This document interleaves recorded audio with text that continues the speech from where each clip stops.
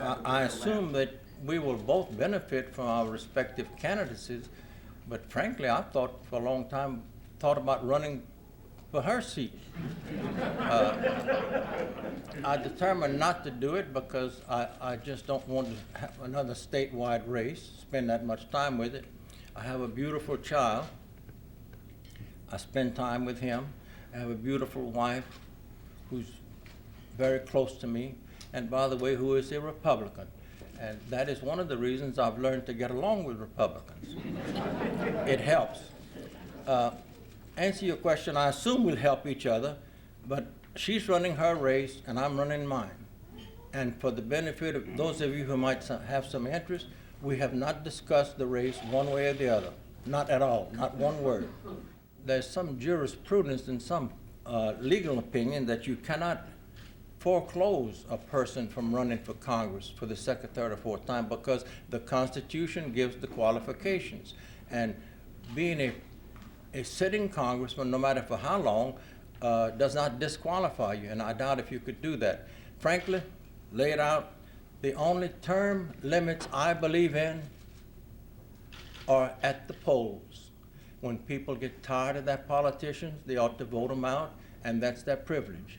And it's kind of interesting to me that some of the greatest advocates of term limits end up running for something else when that term expires. If you're a House member and it expires, you run for Senate and vice versa. That's their privilege. But I don't believe in term limits except those that are exercised at the polls.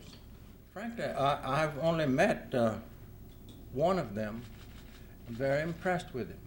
I will not damage his campaign by saying who it is. But that will be, in my estimation, at least 10 Republicans, so people will certainly have a laundry list to go through. And there are some people who don't like me, I understand that, but they'll have a good choice, and that's, of course, their privilege. One thing is pretty certain, I'll end up in the runoff with one of them, so I have a habit of saying nice things about all of them because I don't know which one it'll be. I hate to say it, but I don't think many people in the 6th District are waiting breathlessly for anything. And incidentally, while you're on the subject, I'll divert. I'm a big supporter of the Keystone Pipeline. Canada has this oil they want to sell us. We have the refining capacity in Louisiana and Texas and Kansas. We need the oil. If we don't buy it, the Chinese will buy it and ship it to China and make TV sets and other things, including Mardi Gras beads, to sell to us at accelerated prices. And it's one thing that we can beat the Chinese at, and we ought to. There are some Democrats in Louisiana who are in the political field who have discussed it with them, and they're waiting to see how many Democrats, if any, and I understand there's already one, will qualify. That will make a difference upon their attitude, but I have not discussed it with them. Frankly, I've seen too many national organizations, both Republicans and Democrats, destroy a candidate in Louisiana because they don't know how we operate down here. I do. It's certainly more difficult than when you're running for governor because there's very limited effort that a congressman can make to help people, and many people support a governor because they're looking for something, which is understandable as long as it's legitimate. Now, I expect that it will not be easy to get campaign contributions because of the nature of the campaign and the limitations on the amount of money that people can give. But I'm not concerned about that. I don't have to raise money to get known, good or bad. 99% of the people in this district already know me. And I doubt if $1 million worth of television would change anybody's opinion of me. Sometimes I'd like to change some opinions, but I have to live with what I have. And I'm comfortable with my life. I'm comfortable with my record as a governor. I'm comfortable with my attitude towards people. I get along with everybody, and I'm very pleased to let people judge me based upon what they know about me. Bottom line, I think, according to polls that I've seen, none of the alleged candidates have more than a 10% favorability identity rating in the district, I have 99%. They will have to raise more money in order to get known than I will, but that might be to their advantage, maybe not. But I intend to spend more of my time and my effort organizing the campaign and getting a message across as to why I think I should be congressman of this fraudulent slip. Why I should be congressman from this district. I was in Congress from 1965 to 1972 when I resigned to become governor. I acknowledge to you I did not enjoy my tenure, but I was very successful, evidenced by the fact that every time I ran for re-election, I had no opposition, or I won by 80 or 90% of the vote. I was very active and I did what I needed for my district. But Congress at that time was totally dependent on the seniority system. One had to be in Congress for years before he could get anything done. It's different now. The three leading candidates for the Republican nomination for president are all first-termers: Mario, Cruz, and Paul. And now it's more ability and accomplishment rather than tenure. However, to the extent that it matters, I will have an advantage over those other candidates, because when I get to Congress, the prior service I have will in some measure benefit me, which is an advantage I have over them who have never had any experience. I mean, the things that got me elected so many times? Those are my antics, and as usual, they will have a Democrat elected who will be helpful to them. How do you plan to win over Republicans in the 6th district? I'm going to let Trina talk to them. A lot of farmers are Republicans. A lot of working people are Republicans. A lot of business people are Republicans. Legislators are Republicans. And I've been in touch with many of them, whom I will not name, who, in spite of their registration, are going to support me. It's not so much what you registered at, but what you stand for, what you can do, what you can accomplish. And I'm probably the only Democrat of note who has that attitude to Republicans. I don't hate them. I don't dislike them. I don't spend my time denigrating them or trying to hurt them. I spend my time trying to help them and make things work for them as well as for Democrats. They said that last time I ran for governor. And I don't know, I hardly think it's an embarrassment to the state. It might be something the state should be proud of, because forgiveness, understanding, second chances are important in life and in politics. And I think that people will look at me. Of course, one thing I'm going to tell you, as the campaign progresses, I'm going to make some effort to try to let people know what the trial was about. Contrary to public opinion, it had nothing to do with my being governor. There's nothing in the case that says I took a bribe as governor, nothing about me taking money from the people, nothing at all about me using my office to help my friends. It's all about things that happened a year after I was out of the governor's office, based upon what some former friends said they thought I would do after I got out of the governor's office. I know that's hard to sell. I know people don't understand that, but that's a fact. It isn't that I was convicted for illegally granting riverboat licenses. That is not correct. The one license that was in contest, the one that Bobby Guidry had, the Preds allowed him to keep it. Certainly didn't suggest that it was illegally obtained, and he sold it for $105 million.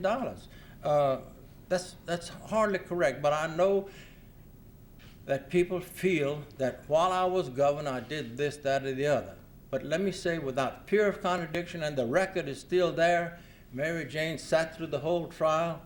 Lawyers have watched it and commented on it. It was not about Edwin Edwards, the governor. It was about Edwin Edwards, who was a friend of people who, for reasons of their own, testified falsely about our relationship after I was out of the governor's office. Fact. Second point, or in my mood, I'll spend time with Trina because she'll be right with me wherever I go. She used to say it's because she didn't trust me, but now she does. We'll be together. I would not, honestly, no office in the world would attract me if it meant separating from my child and my children and my wife. Whether you believe it or not, this has brought us closer together. We work together, and she's looking forward to spending time with me wherever I am in the service of people of this district.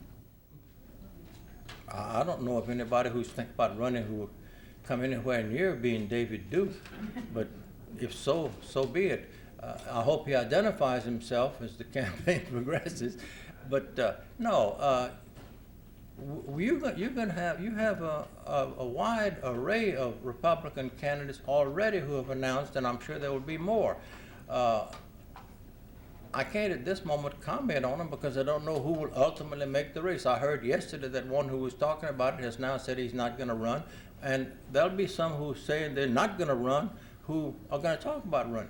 But I have touched the base wherever I could to ascertain that there's some people in the district that I would consider to be formidable candidates. They haven't surfaced yet, but they have not indicated a willingness to run or an intent to run. So I'm going to run my campaign. I know based upon the number of Republicans which will divide the Republican vote, which is a substantial vote, that I will be in the runoff with one of them.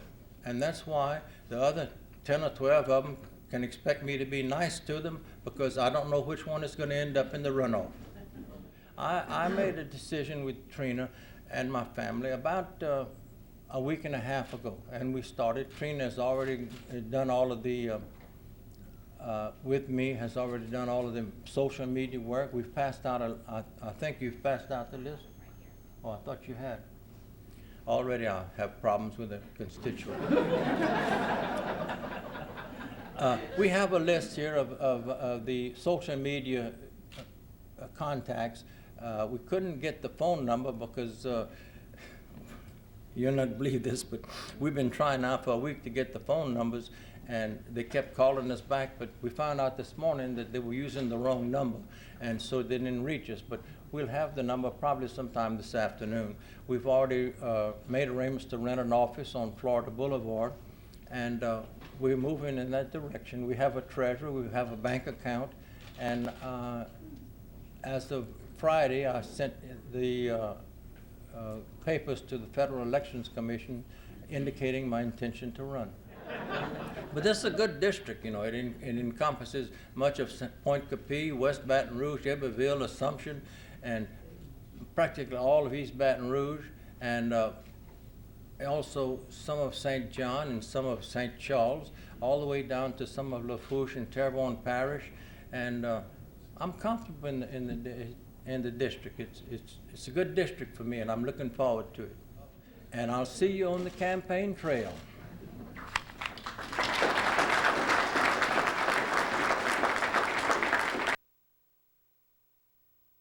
I have experience. I've been in Congress. I know this state very well. I served it for 16 years as governor. I'm in good health.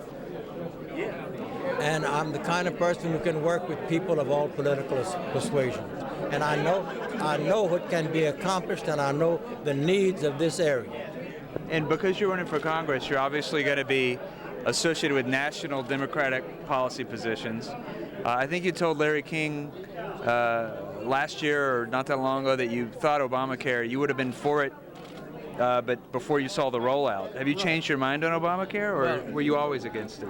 I was not always against it, and I'm not now against it. I'm against some of the major portions of it. But I would not have voted for it had I been in Congress because it's too long, too complicated, and too fraught with pitfalls. And experience has shown that to be true.